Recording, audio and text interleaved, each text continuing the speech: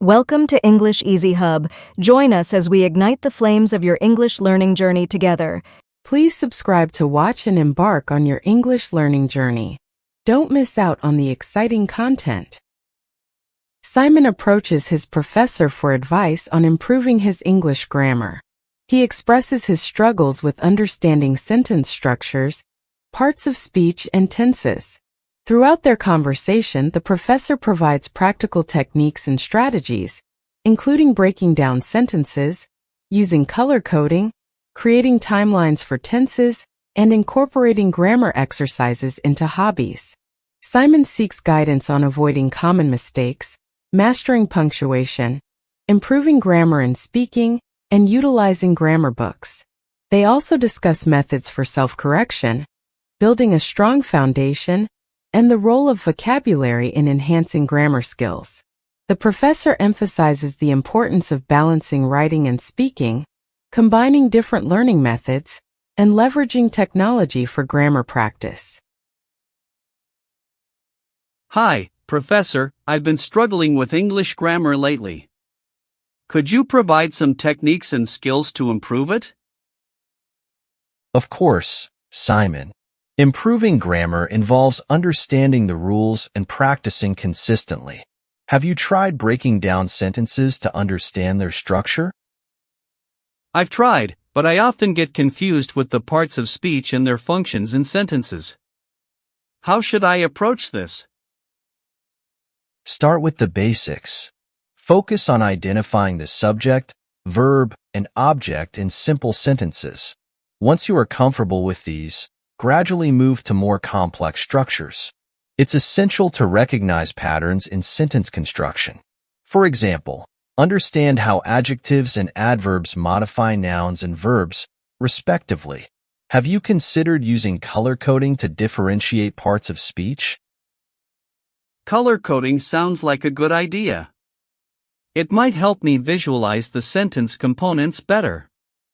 I also have trouble with tenses. How can I master them? Tenses can indeed be tricky. I recommend creating a timeline of events to visualize when actions occur. Practice by writing sentences in different tenses and comparing them. Reading extensively can also help you see how tenses are used in context. Additionally, you could try translating sentences from your native language into English to reinforce your understanding of tense usage. Have you ever used verb conjugation charts? No, I haven't used conjugation charts. How do they work? Conjugation charts list the various forms of a verb in different tenses and aspects. They can help you see patterns and irregularities in verb forms. By practicing with these charts, you'll become more familiar with the correct verb forms.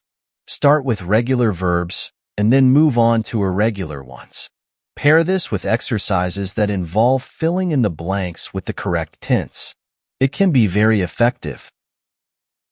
I see. Is there a way to make learning grammar more engaging? Certainly. Try incorporating grammar exercises into your hobbies. For instance, if you enjoy writing stories, focus on using varied sentence structures and tenses. You can also play grammar games or use apps designed for grammar practice. The key is to make it fun and relevant to your interests. Another engaging method is to join online forums or discussion groups where you can write and receive feedback on your grammar in real time. That's a great idea. What about common grammar mistakes? How can I avoid them? Common mistakes often arise from misunderstanding or overlooking rules. Keep a list of errors you frequently make and review them regularly. Tools like grammar checkers can provide immediate feedback, but it's crucial to understand why something is incorrect. Discussing your mistakes with a peer or tutor can offer new insights and help reinforce correct usage. Additionally, reading your writing aloud can help you catch mistakes you might miss when reading silently. I'll start keeping a list of my mistakes. One more thing, how can I improve my understanding of punctuation? Punctuation is vital for clarity. Begin by learning the rules for each punctuation mark and practice using them in different contexts. Reading aloud can help you hear natural pauses and understand where punctuation should be placed. Writing exercises, like punctuating unpunctuated text, can also be beneficial. You might also find it helpful to analyze well-written texts and pay attention to how punctuation is used effectively. That's helpful. Sometimes, I struggle with knowing when to use commas versus semicolons. Any tips?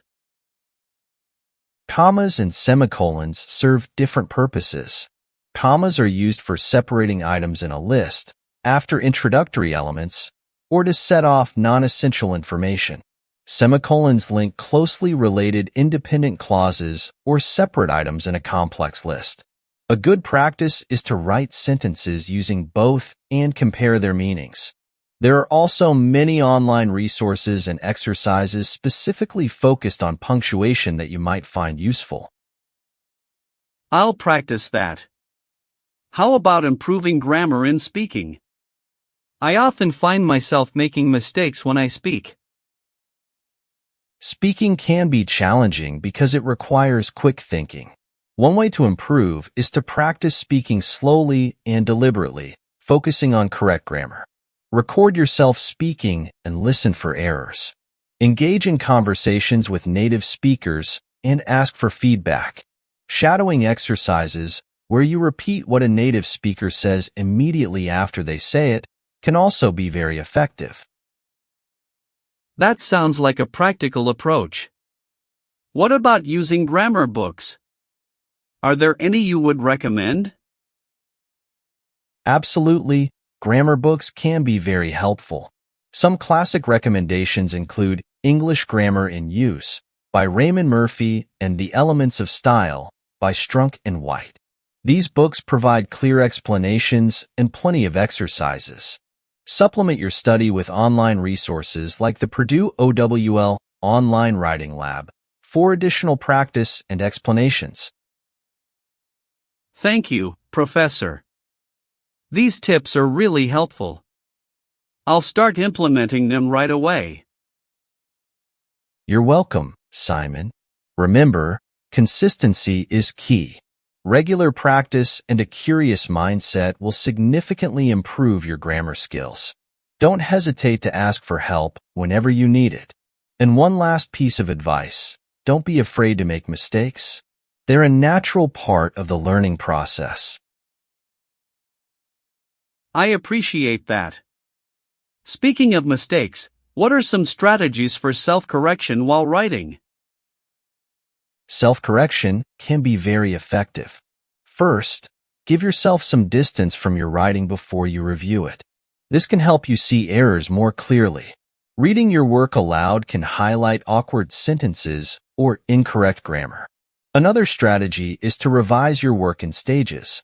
Focus on one aspect of grammar at a time, such as verb-tense consistency or subject-verb agreement. Peer review can also be invaluable. Getting another perspective often reveals mistakes you might overlook. That's useful.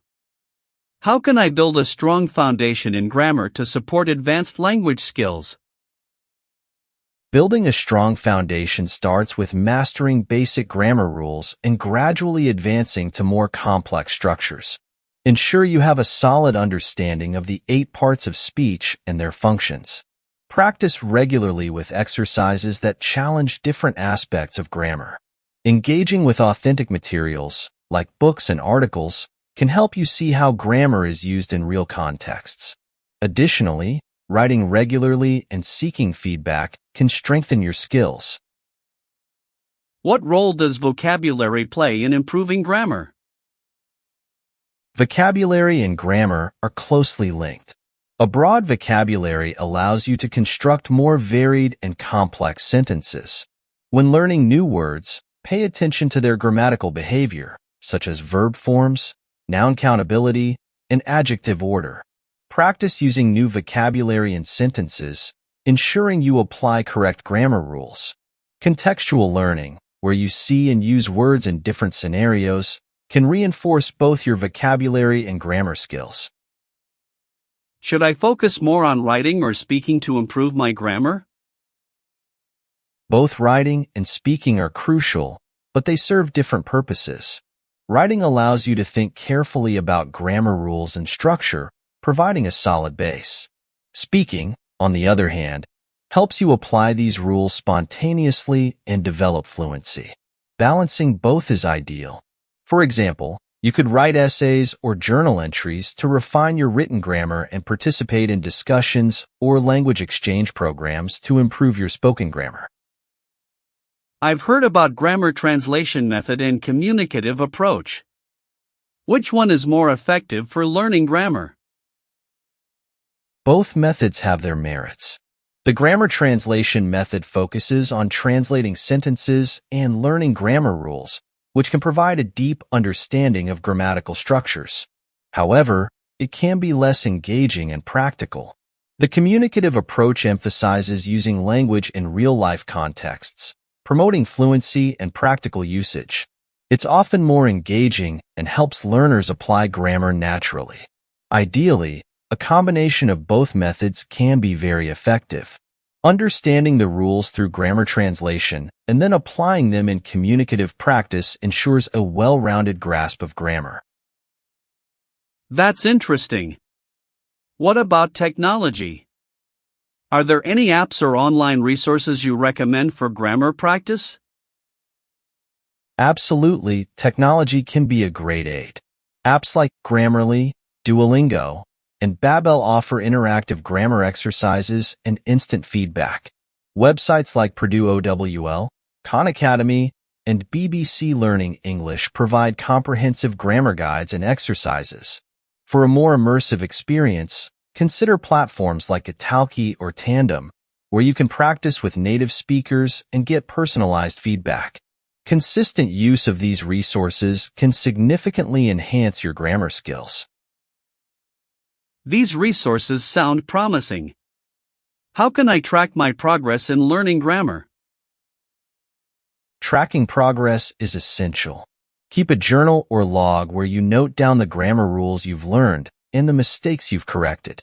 Set specific goals like mastering a particular tense or reducing common errors, and regularly review your progress. Self-assessment quizzes and regular practice tests can help you gauge your improvement.